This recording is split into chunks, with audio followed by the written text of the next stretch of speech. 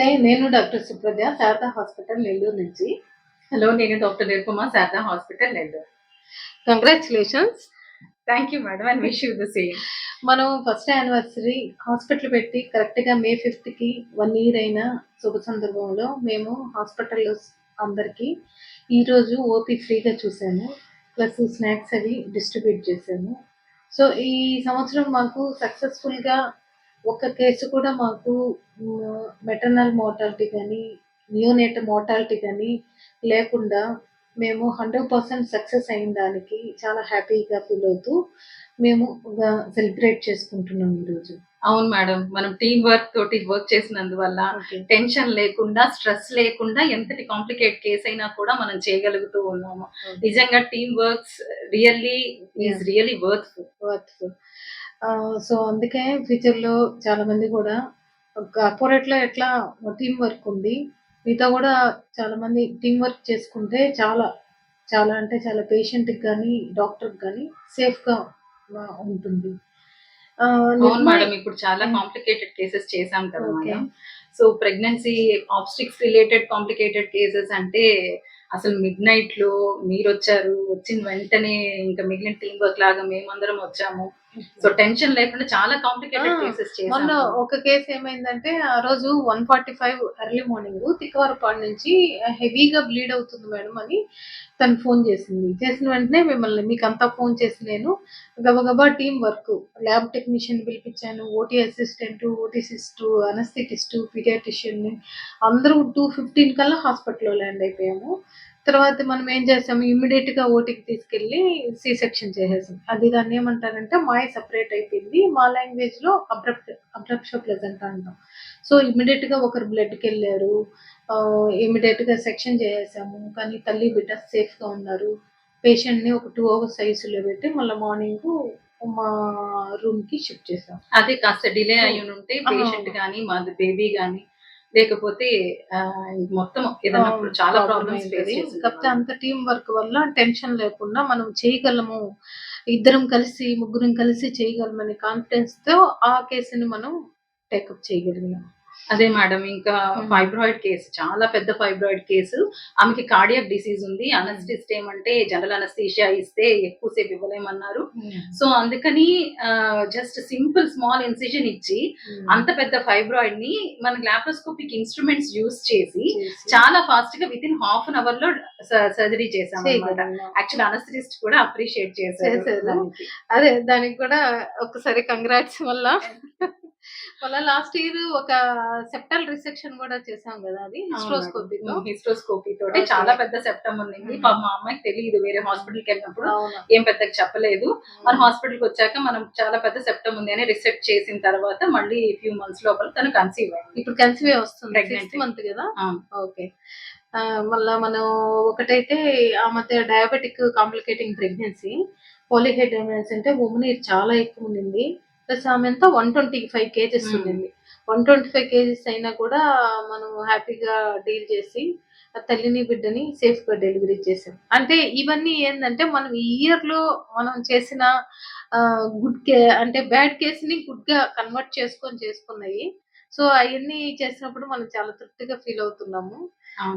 చాలా కూడా IUGR cases గానీ, లోపల బిడ్డ సరిగా పెరగకుండా ఉన్న కేసులను కూడా మనం ఇద్దరు ముగ్గురు డిస్కస్ చేసుకొని దీన్ని ఎలా మేనేజ్ చేద్దాము అనుకొని, తర్వాత మళ్ళీ ఈవెన్ నియోనాటాలజిస్ట్ తో కూడా డిస్కస్ చేసుకొని ఎన్ని డేస్ వరకు మనం పోస్ట్పోన్ చేయొచ్చు అని చూసుకొని చేసి ఆ తర్వాత బేబీని మనం జాగ్రత్తగా మదర్ కి ఇచ్చిన సందర్భాలు చాలా ఉన్నాయి.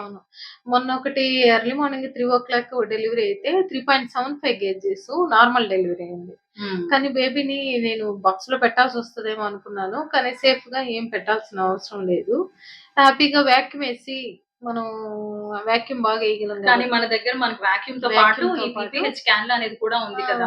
సివియర్ బ్లీడింగ్ ఆ టైంలో అయినప్పుడు ఆ పీపీహెచ్ క్యాన్ లో మనం పెట్టుకొని ఇంకా మనం యూట్రైన్ మసాజ్ చేసేసరికి యాక్చువల్ గా ఎక్కువ బ్లీడింగ్ అవ్వాల్సింది మనం చాలా వరకు తగ్గించేస్తున్నాము డెలివరీ అయిన తర్వాత సివియర్ బ్లీడింగ్ ని. ఇదే కాకుండా మనం సిజేరియన్ సెక్షన్ లో కూడా చేస్తున్నాం కదా మేడం, యూట్రైన్ ఆర్టరీ ఎంబలైజేషన్ చేస్తున్నాం కదా, బైలాటరల్ యూట్రైన్ ఆర్టరీ ఎంబలైజేషన్ చేస్తున్నాం కాబట్టి మనం ఆల్మోస్ట్ అసలు పీపీహెచ్ ఇంతవరకు ఈ సంవత్సరంలో మనం అసలు చూడలేదు. ఎందుకంటే అది వస్తుంది, యూట్రస్ మెత్తగా అయిపోయింది అనంగానే మనం అది లైగేషన్ ఏసేస్తున్నాం. చేస్తున్నాం. లైకేట్ చేస్తున్నాం కాబట్టి మనకసలు పీపీహెచ్ ప్రాబ్లమే ఆల్మోస్ట్ రావట్లేదు. ఒకవేళ 0 పీపీహెచ్ అవుతుంది. వచ్చినా కూడా ఎంతో ధైర్యంగా హ్మ్. సరేలే మనకు తెలుసు కదా! ఈ సర్జికల్ ప్రొసీజర్స్ ఇయన్నీ చాలా వచ్చు కదా! అనేసి అవి మనం ప్రొసీడ్ అవుతున్నాం. దానికి తోడు మనకు ఒకరికి ఇద్దరం ఉంటున్నాము. ఉంటున్నాం ఇంకా ఎక్కువ గాబట్టి. మంది ఉంటున్నాము. ఓకే. అవును. చాలా మంది ఉంటున్నాం కాబట్టి అసలు టెన్షన్ లేకుండా చేసుకుంటున్నాం మేడం అవును. మనం. అవును. ఇప్పుడు మనకు పైన ఐసీయూ సెటప్, బ్యాకప్ గూడా ఉంది కాబట్టి జనరల్ ఐసీయూనే కాబట్టి మనం కొన్ని మన మెటర్నల్ కేసెస్ కూడా పెట్టుకుంటున్నాం గదా!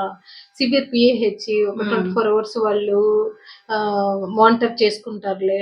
హార్ట్ డిసీజెస్ ఉన్నా గానీ వాళ్ళు మానిటర్ చేసుకుంటున్నారులే అనే ధైర్యంతో మనం ప్రతి కేస్‌ని ఈ మధ్య టేకప్ చేస్తున్నాం. మనం పోస్ట్ పార్టమ్ డెలివరీ అయిన తర్వాత కూడా స్పెసిఫిక్ కేర్ తీసుకొని ఎంబలైజేషన్ రాకుండా, వాళ్ళకి థ్రాంబోసిస్ రాకుండా అవును. స్పెసిఫిక్ కేర్ తీసుకుంటున్నాము. రిస్క్ కేసెస్‌ని మనం ఎక్స్‌ట్రా మెడిసిన్స్ ఏవైతే ఇవ్వాలో అడ్వైస్ చేయాలో అవన్నీ అవును. ఎక్స్‌ట్రా ఇచ్చి లో వాళ్ళకి మాలిక్యులర్ వెయిట్ ప్రాబ్లమ్స్ హెపారిన్‌లు హెపారిన్‌లు ఇచ్చుకుంటున్నాము. ఇచ్చుకుంటా ఉన్నాం ప్రతి కేస్‌కి. సో, ఆ విధంగా ఆబ్‌స్టిక్స్ అయితే మనం 100% ఫుల్ ఫ్లెడ్జెడ్‌గా చేసుకుంటున్నాము.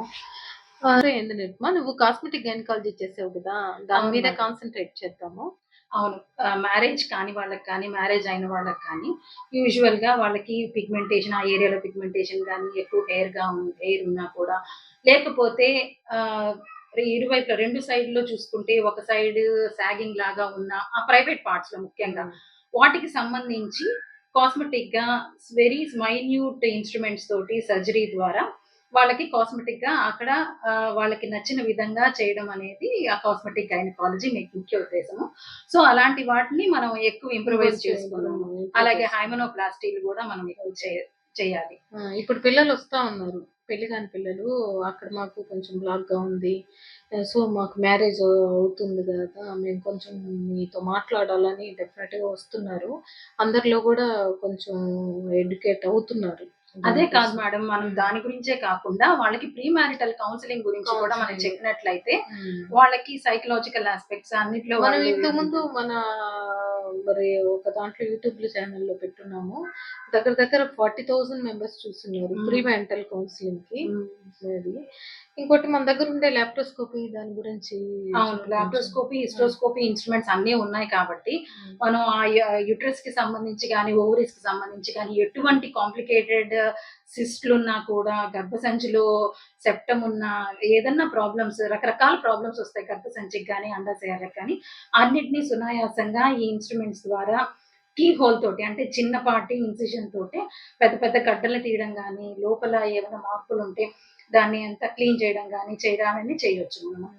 మొన్న కేస్‌కి పీఈడీ అంటే హైడ్రోసాల్ఫిన్స్ పక్కన ట్యూబ్స్ ఉంటాయి గదా! ఆ ట్యూబుల్లో ఇన్ఫెక్షన్ వచ్చి ఇంతంత లావు వస్తే మనం ఏం చేసాము, ఆ ఓవరీస్ నుంచేమో యూట్రస్‌ని ఉంచాం.